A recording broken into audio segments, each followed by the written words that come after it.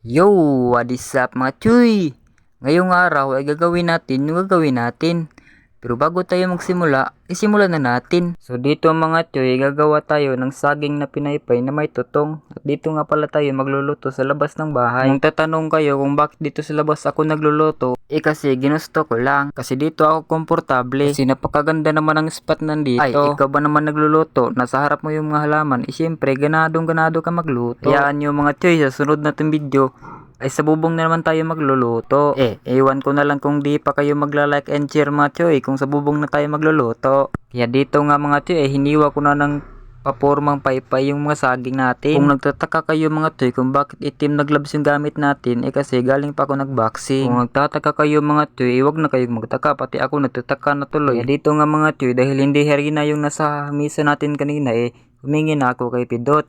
Yun yung pala yung classmate natin mga tuy. Kaya pagdating natin sa bahay mga tuy, ay agad na natin yung titimplahin. Dahil yan yung nagbibigay ng crispy sa ating saging. Pero iwan ko mga tuy, bakit hindi nag-crispy yung saging natin? Baka mali siguro yung timpla natin mga tuy. Bahala na yan mga tuy, basta makakain tayo ng saging. Kasi wala naman talaga sa plano natin ng magsaging. Pero dahil may napanood tayo nagluluto ng saging sa TikTok, hindi tayo magpapahuli. Dahil magluluto tayo ng sarili nating recipe. Kaya nga hindi nag-crispy yung saging natin mga tuy, kasi atin lang recipe na yan. Pero dyan mga tuy, sinubukan ko pa rin kahit wala tayong napanood na recipe. Kaya kung mapalpak natin to mga tuy, hindi na rin masama dahil atin lang recipe na to. Huwag nyo akong gagayahin mga tuy. Kaya kung magluluto kayo mga tuy at hindi nyo alam kung paano lutuin, mag-search na lang kayo para iwas palpak. Sabi nga nila mga tuy, prevention is better than cure. Kaya dito mga tuy, pangalawang salang natin napagod. Kaya nga pala naging uling yan mga tuy, kasi napakalakas naman talaga ng apoy. Kita nyo naman, umuusok. Kaya dito nga hininaan ko na yung apoy. At kita nyo naman yung resulta ng ating niluluto mga tuy,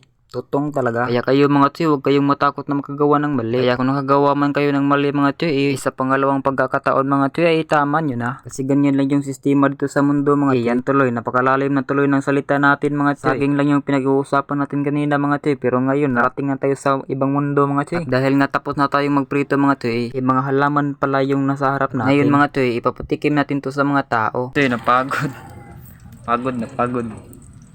Aray, sadaan ay. Itong bata nga na to mga tuy, ito yung nagpalakas ng apoy kanina. Naging tutong yung unang salang natin nga saging. Dito nga mga tuy, ay ilalakaw na natin ito. Titingnan nga natin kung anong masasabi nila sa tutong nga saging.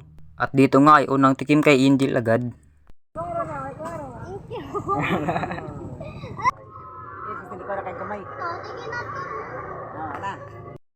At dahil hindi pa nga naubos doon sa duyan, ay dito na naman tayo. Bebe!